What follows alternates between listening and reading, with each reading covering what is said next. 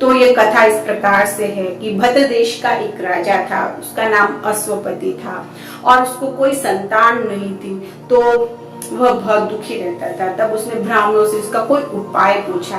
तब ब्राह्मणों ने बताया कि हे राजन, आप यज्ञ कीजिए संतान प्राप्ति के लिए। तब राजा ने संतान प्राप्ति के लिए यज्ञ करना प्रारंभ किया और यज्ञ बहुत ही कठिन था। उसको 1,00,000 आहुतियां प्रतिदिन मंत्रोच्चार के साथ देनी थी। तो राजा ने ऐसा ही करना शुरू किया। वह प्रतिदिन 1,00,000 मंत्रोच्चार के साथ आहुतियां देता था यज्ञ में। इस प्रकार से यह क्रम बिना रुके 18 वर्षों तक चलता रहा। तब यज्ञ में से सावित्री देवी प्रकट हुई और उन्होंने राजा से वर मांगने को कहा। तब राजा ने कहा, हे देवी, मुझे संतान नहीं है। तब सावित्री देवी ने कहा, हे राजन, तुम्हारे घर पे एक कन्या का जन्म होगा और वह बहुत ही तेजस्वी होगी। इस प्रकार से कह के सावित्री देवी अदृश्य हो गई और इस प्रकार से यह यज्ञ पूरा किया। और फिर अश्वपति देश के भद्र देश के राजा अश्वपति थे, उनके घर पे एक कन्या का जन्म हुआ। वह कन्या बहुत ही तेजस्वी थी और गुणवान थी और रूपवान थी। वो जैसे जैसे बड़ी होने लगी उसका रूप निखरने लगा और जब वह शादी के लायक हुई तब वह अत्यंत रूपवती हुई, अत्यंत गुणवान हुई और अत्यंत तेजस्वी कन्या हुई। और वो बहुत धार्मिक भी थी, उसे धर्म का सारा ज्ञान भी था। और इस प्रकार से जब वो बड़ी हुई तो उसके पिता को उसकी शादी की चिंता हुई, तो उसने वर ढूंढना शुरू किया। लेकिन देश देश के कोनों में वर ढूंढा, लेकिन सावित्री के लायक कोई भी वर उसके पिता को नहीं मिला। तब उसके पिता ने सावित्री को कहा, हे सावित्री, तुम अपना वर स्वयं ही ढूंढो। तुम मेरे सेनापतियों को और कुछ लोगों को, विश्वसनीय लोगों को लेकर जाओ और अपने वर की तलाश करो। तब सावित्री अपने लोगों को साथ में लेके वर की तलाश के लिए देश विदेश में घूमी, लेकिन उसको अपने वर लायक वर कहीं भी नहीं मिला। तब वो तपोवन में अपना वर ढूंढने लगी। तब एक दिन उसको सावित्री को एक कुटिया दिखाई दी। उस कुटिया में एक अंधे वृद्ध दंपति रहते थे, जो दोनों ही अंधे थे और दोनों ही राजा थे, लेकिन उनका राज्य छीन लिया गया था और वो तपोवन में रह रहे थे और उनके साथ उनका पुत्र भी रहता था। वो पुत्र माता पिता की सेवा करता था और लकड़ियां काटता था और वह पुत्र का नाम सत्यवान था और वह बहुत ही गुणवान, तेजस्वी और धार्मिक था।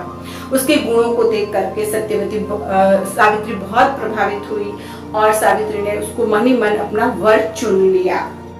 इस प्रकार से सावित्री ने मन ही मन सत्यवान को अपना वर चुन लिया।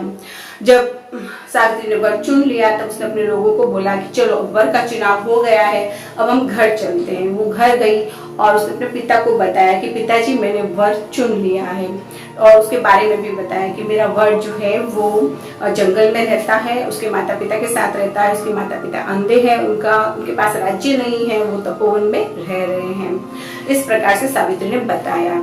तब उसके पिता बहुत खुश हुए और सत्यवान के घर जाकर उसके माता पिता से मिलके सावित्री के पिता ने सत्यवान के साथ उसकी शादी तय कर दी। इस प्रकार से सत्यवान और सावित्री की शादी तय होगी। लेकिन कुछ दिनों के बाद अश्वपति यानी कि सावित्री के पिता से मिलने नारद जी आए। उन्होंने बताया कि तुम ये क्या कर रहे हो, तुम सावित्री की शादी सत्यवान के साथ क्यों कर रहे हो? वह तो अल्पायु है, उसकी तो 1 वर्ष में ही मृत्यु होने वाली है। 1 वर्ष के बाद वो सत्यवान है वो मर जाने वाला है, स्वर्गवास हो जाने वाला है उसका।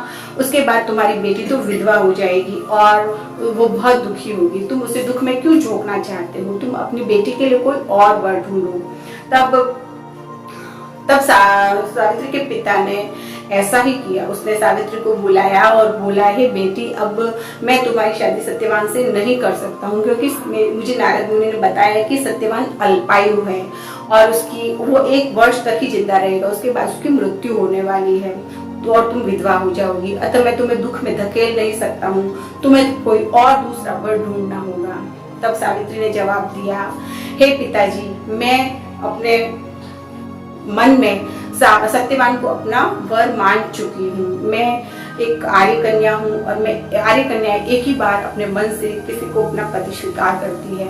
अब मैं दूसरे पति को स्वीकार नहीं कर सकती हूँ। और जो ब्राह्मण होते हैं वो एक बार ही प्रतिज्ञा करते हैं और राजा होते हैं वो एक ही बार आदेश देते हैं और पिता होता है वो कन्या का दान एक ही बार करता है। और जो धार्मिक कन्या होती है, आर्य कन्या होती है, वो एक ही बार अपने मन से वर का चुनाव करती है। अतः हे पिताजी, मेरी प्रतिज्ञा अटल है, मैं सत्यवान से ही शादी करूंगी और मैं दूसरा वर नहीं ढूंढूंगी। तब उसने हट पकड़ ली और सत्यवान से शादी करने की जिद कर ली। तब उसके पिता को हारना पड़ा और सावित्री के साथ सत्यवान की शादी हो गई।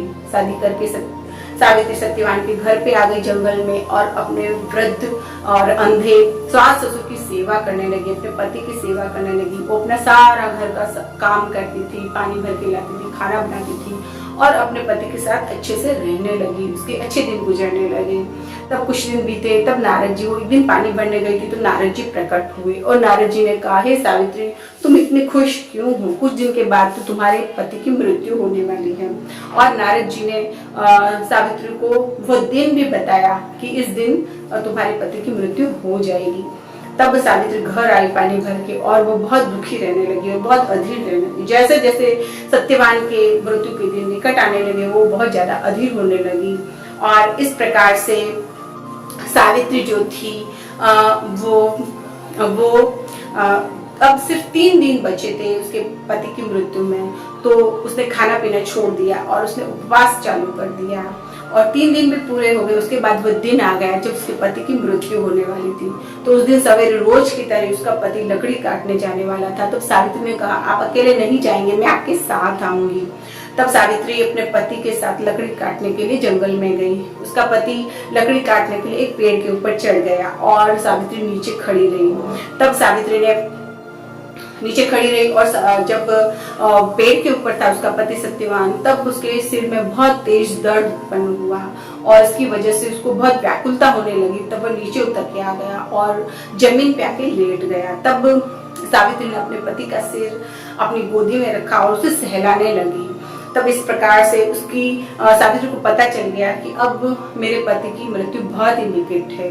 और थोड़ी देर में उसने यमराज को आते हुए देखा। उससे यमराज ने उसके पति के प्राण निकाले और उसको साथ में लेके दक्षिण की ओर चले गए। तब सावित्री अपने पति का शव वहीं छोड़कर यमराज के पीछे पीछे चली।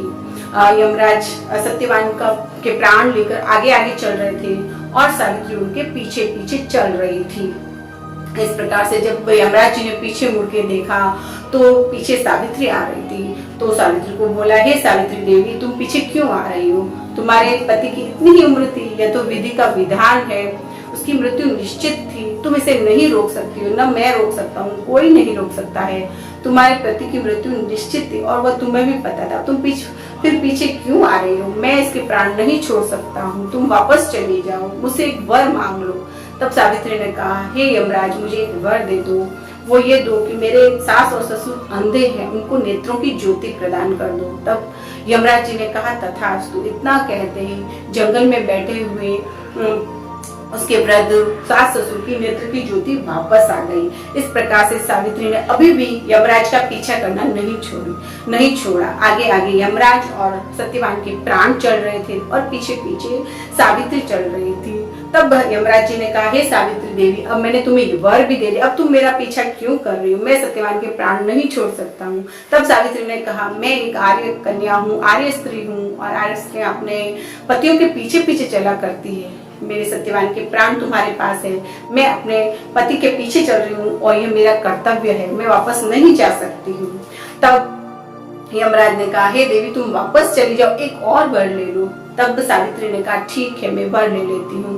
तब सावित्री ने मांगा कि मेरे सास ससुर को अपना राज्य वापस मिल जाए। तब यमराज जी ने कहा, तथास्तु। इतना कहते ही उसकी सास ससुर को वो राज्य भी वापस मिल गया। अब भी सावित्री ने यमराज का पीछा करना नहीं छोड़ा। सत्यवान आगे आगे चल रहे थे और यमराज भी आगे आगे चल रहे थे और सावित्री पीछे पीछे चल रही थी। यमराज जी ने बहुत समझाया सावित्री को कि तुम वापस चली जाओ, लेकिन यमराज की हर बात का उत्तर सावित्री ने धर्म संगत बराबर से दिया। तब उसकी धर्म का ज्ञान देख करके यमराज जी बहुत प्रसन्न हुए और उनको बोला कि तुम एक और वर मांगो। तब सावित्री ने कहा, हे यमराज जी, मुझे 100 पुत्रों की माता होने का वर दो। तब यमराज ने कहा, तथास्तु, और उसको 100 पुत्रों की माता होने का वर दे दिया। इस प्रकार से सावित्री खुश हो गई। लेकिन यमराज जी अब आगे चल रहे थे सत्यवान के प्राणों को लेकर, लेकिन सावित्री ने अभी भी यमराज का पीछा करना नहीं छोड़ा। तब यमराज जी ने कहा, अब तुम मेरा पीछा क्यों कर रही हो? तब सावित्री ने कहा, हे देव, आपने मुझे 100 पुत्रों की माता बनने का वर दिया, लेकिन मेरे पति को तो तुम लेके जा रहे हो, मैं 100 पुत्रों की माता कैसे बनूंगी? मैं एक आर्य स्त्री हूँ, मैं दूसरा विवाह नहीं करूंगी, और मेरे पति को तुम लेके जा रहे हो तो मैं 100 पुत्रों की माता नहीं बन सकती, इसलिए तुम्हारा जो वर है वो सफल नहीं हो सकता, इसलिए मैं पीछा कर रही हूँ। तब सावित्री की चतुरता से यमराज जी बहुत प्रसन्न हुए और उन्होंने सत्यवान के प्राणों को छोड़ दिया और यमराज जी अंतर्ध्यान हो गए। और इस प्रकार से जो शव पड़ा था बरगद के पेड़ के नीचे सावित्री के पति का, सत्यवान का, उसमें वापस प्राण आ गए और इस प्रकार से सत्यवान जीवित हो गया। और सावित्री वहां से वापस आई और बरगद के पेड़ के नीचे आई तो अपने पति को जीवित देख करके बहुत दोनों खुश हुए, एक दूसरे से मिले और दोनों अपने सास ससुर की जो राज्य था वहां की ओर चले गए। और वहां जाने के बाद उन्होंने चिरकाल तक राज्य सुख का उपभोग किया और उनके बाद उनको 100 पुत्र हुए। इस प्रकार से देखो सावित्री किस प्रकार से यम के हाथों में से अपने पति के प्राणों को भी छुड़ा के लेके आ गई। यह पतिव्रत धर्म का बल और तेज इतना होता है कि स्त्री कुछ भी कर सकती है। और सावित्री जो है उसका हमारे देश की जो 7 महान सतियां उसमें सावित्री का नाम गिना जाता है। उसमें सीता माता है, द्रौपदी है, सती अनुसुईया है, सती तारा है। इस प्रकार से सावित्री माता का भी नाम उसमें शामिल है, सती सावित्री, और उदाहरण भी दिया जाता है, बहुत आई सती सावित्री। इस प्रकार से सावित्री एक महान सती हुई है हमारे देश में।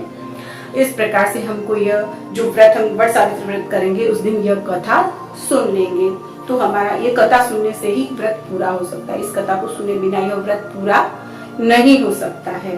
इस प्रकार से दोस्तों मैंने आज आपको वट सावित्री व्रत की कथा सुनाई। आपको किस समय पे वट सावित्री व्रत करना, मैं समय फिर से दोहरा देती हूँ। 22 मई को व्रत आएगा और 22 मई को व्रत करना है और इस तारीख को रात को 11:08 पे यह अमावस्या तिथि पूरी हो जाएगी और एक दिन पहले 9 बजे ही शुरू हो जाएगी। तो इसी समय में आपको व्रत करना है और इसका महत्व क्या है वो भी बताया मैंने आपको, कथा भी बताई, पूजन विधि भी बताई। तो सारी सामग्री आप पहले से तैयारी करके रख लेना और बहुत अच्छे से इस व्रत को धाम-धूम से आप मनाना। इस प्रकार से आपको मेरी तरफ से बहुत बहुत शुभकामनाएं हैं वट सावित्री व्रत की और सब मंगल कामना है मेरी आपके साथ। आपको ये व्रत बहुत फलदायी निवड़े और आपके पूरा साल बहुत अच्छा जाए आपका और आपके जीवन में बहुत बहुत खुशियां आए। और हाँ दोस्तों, मेरे चैनल को सब्सक्राइब जरूर से कर दीजिएगा और लाइक शेयर भी कीजिएगा। और इस प्रकार से आपका बहुत बहुत धन्यवाद। नमस्ते। फिर से मिलेंगे ऐसे वीडियो में।